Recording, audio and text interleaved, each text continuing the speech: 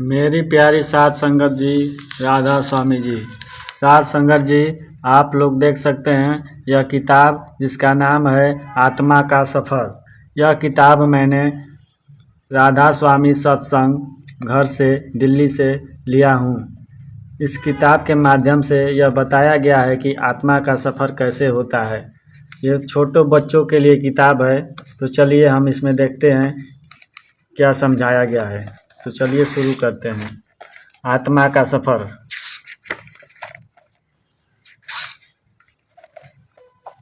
यह पुस्तक उन सब बच्चों के लिए है जिनके मन में परमात्मा और उसकी रचना के बारे में प्रश्न उठते हैं। यह उस सर्वव्यापी प्रेम की अमर कथा है जिसका वर्णन विश्व के हर धर्म में मिलता है। प्रेम का बीज हर बच्चे के हृदय में मौजूद होता है और परमात्मा के बारे में जानने की भोली भाली चाह भी। परमात्मा करे यह कहानी तुम्हें एक खोज यात्रा पर ले जाए और तुम्हें उस अद्भुत एवं आनंदमय सत्य का ज्ञान हो। परमात्मा करे इस पुस्तक से हर जाति और धर्म के हर बच्चे को प्रेरणा मिले। हमें बोध हो हमारे मूल स्रोत का, जीवन की लंबी यात्रा का और हम सबके निज घर पहुंच सकने की आश्चर्यजनक संभावना का।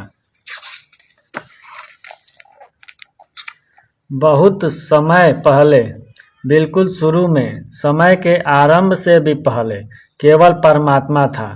परमात्मा के सिवाय और कुछ भी नहीं था।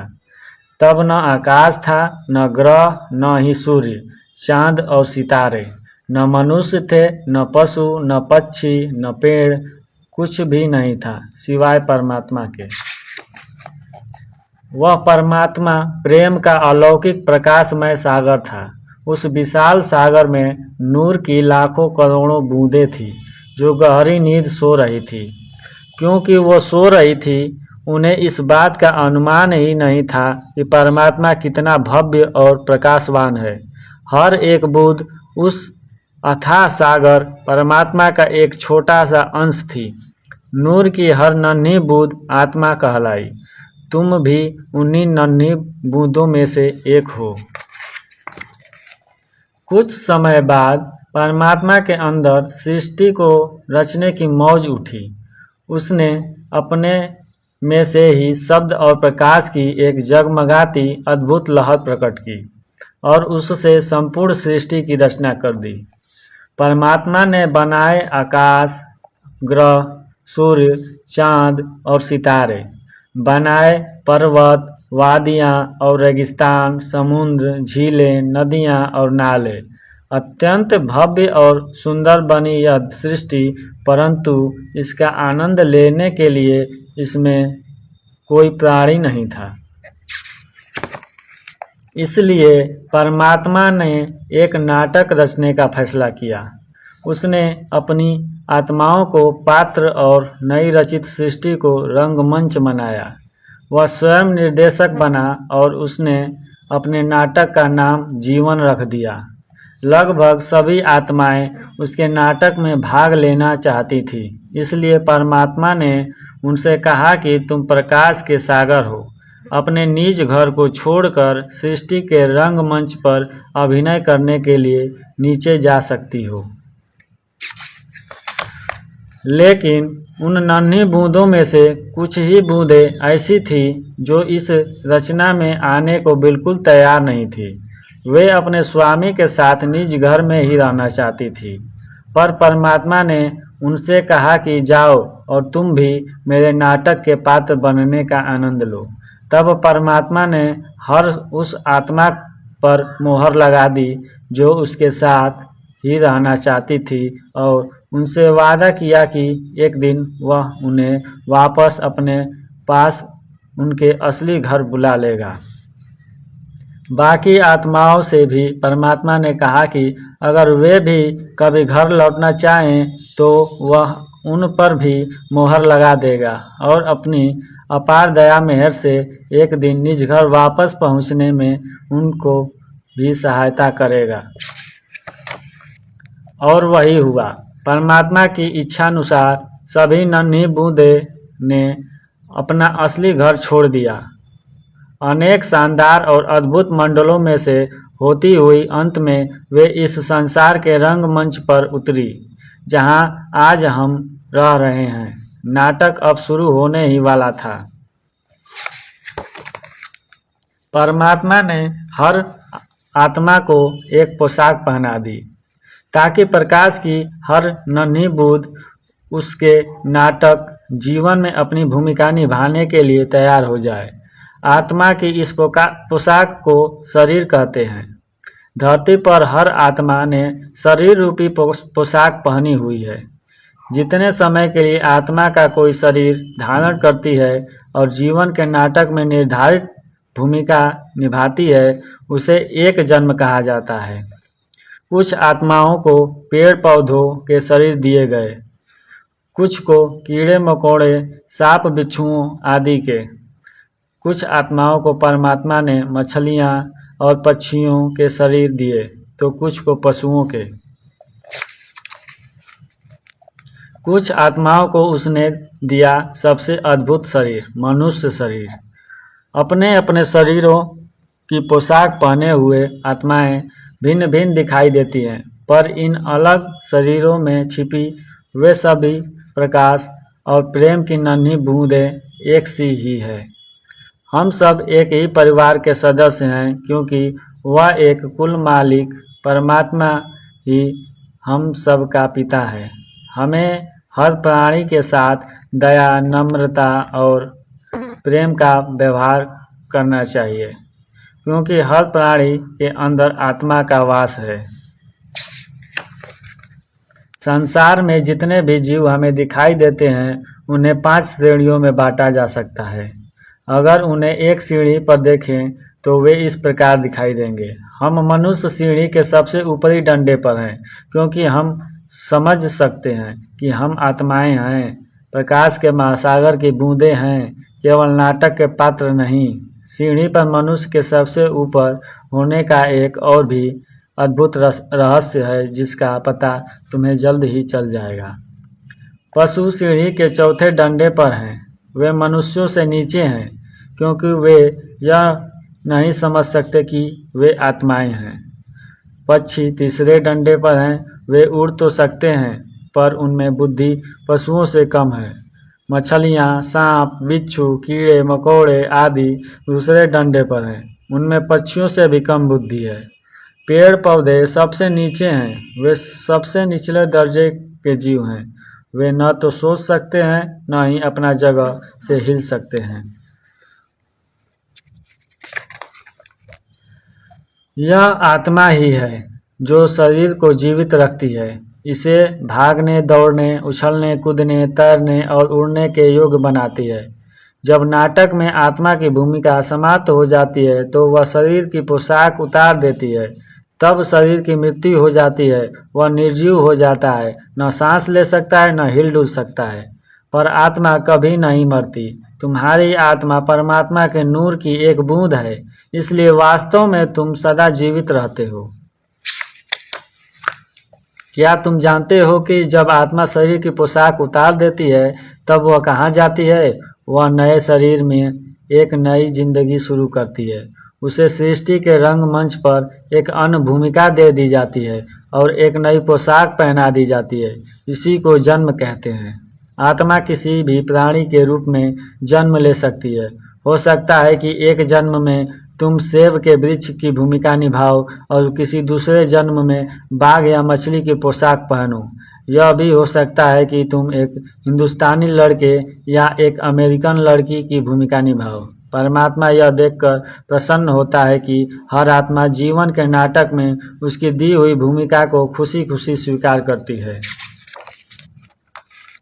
जीवन का नाटक एक विशाल चक्र जैसा है। अभिनय कर रही आत्माएं इस चक्र में घूमती रहती हैं। एक शरीर से दूसरे शरीर में चली जाती है। एक पोशाक उतार कर दूसरी पहन लेती है। इस तरह वे अपने लाखों करोड़ों जन्मों में अलग अलग भूमिकाएं निभाती हैं। परमात्मा ने अपना नाटक इस ढंग से रचा है कि यह एकदम सच्चा लगता है। इसलिए उसकी आत्माएं यह बिल्कुल भूल जाती है कि वे केवल अभिनय कर रही है। कभी कभी जीवन में जो घट चुका है या घटने वाला है, उसके बारे में उन्हें चिंता होती है। पर जो होता है उसके बारे में परमात्मा चिंता नहीं करता, क्योंकि वह निर्देशक है। वह जानता है कि जीवन एक नाटक है, परंतु अपनी आत्माओं को सुंदर ढंग से नाटक खेलते देख खुश होता है। इसलिए उसके खेल का आनंद लो। उसके नाटक में जो कुछ भी तुम्हारे साथ हो रहा है उसमें खुश रहो और शुक्रगुजार रहो।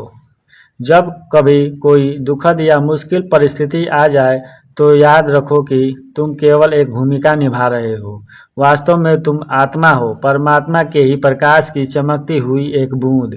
इसलिए उसका प्रेम, उसकी शक्ति और उसका गौरव सब कुछ तुम्हारे अंदर है। परमात्मा से बातें करो, उसका प्रकाश अपने अंदर महसूस करो। ऐसा महसूस करो कि वह तुमसे प्रेम करता है और तुम्हें नाटक में अपनी भूमिका भली भांति और साहसपूर्वक निभाने के लिए आवश्यक शक्ति दे रहा है। इसी को परमात्मा पर विश्वास करना कहते हैं।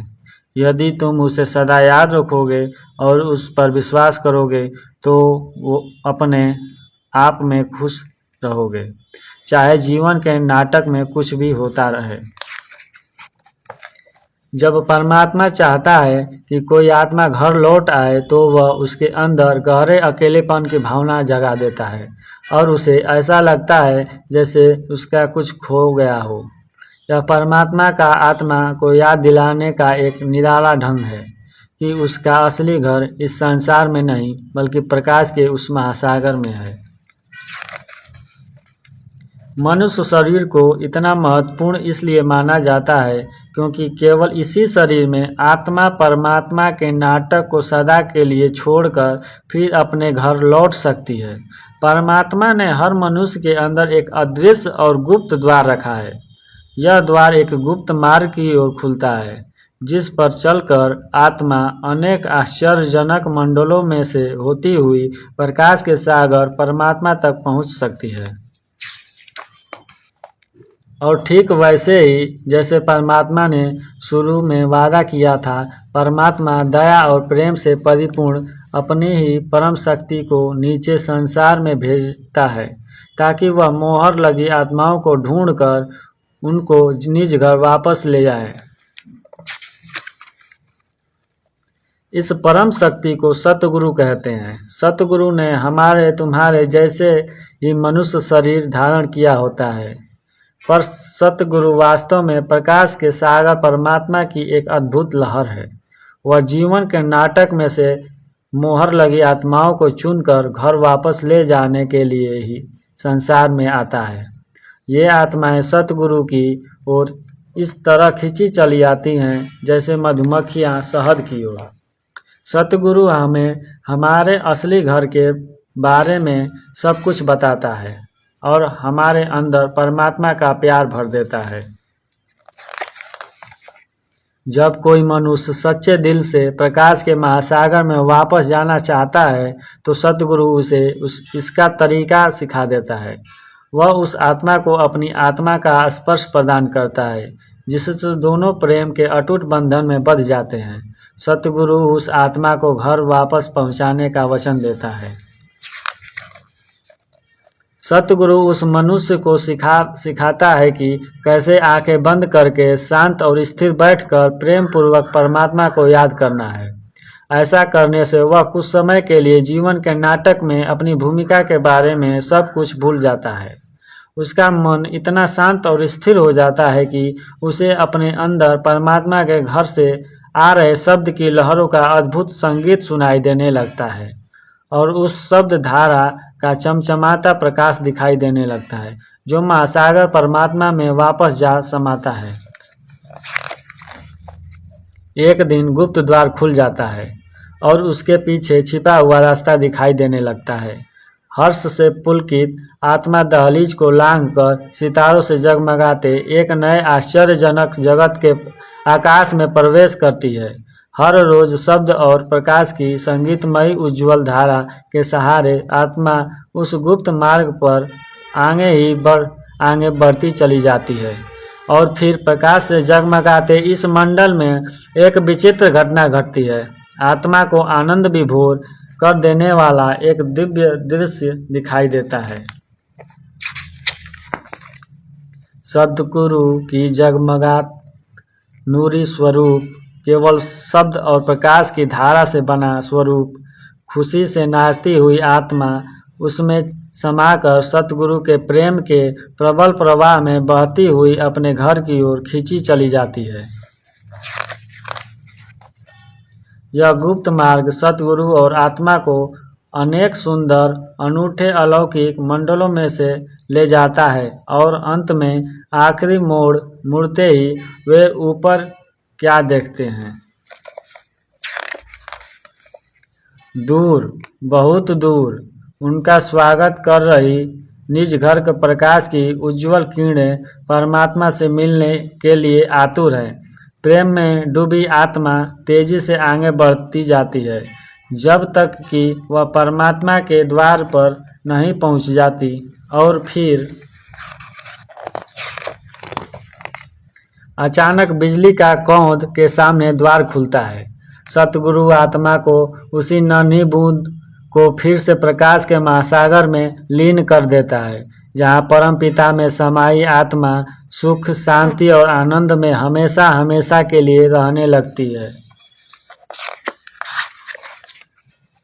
जैसा कि आप लोग देख सकते हैं, इस आत्मा के सफ़र किताब का समाप्त हो चुका है। आप लोगों को क्या शिक्षा मिलती है इस किताब से हमें ज़रूर बताएं, और कहानी अच्छी लगी हो तो सब्सक्राइब करें। धन्यवाद। राधा स्वामी जी।